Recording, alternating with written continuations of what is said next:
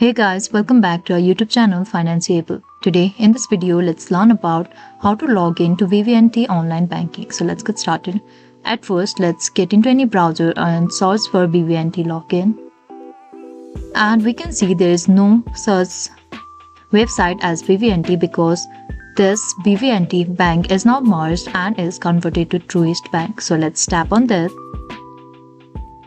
Now, if you do not have an account and want to create an account, simply click on Open Account. But since we are logging in, click on User ID. Now enter your user ID here.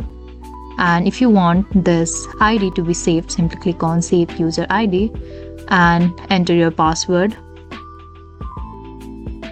And once you are done with all of this details, simply click on Sign In to get into Truist Bank interface.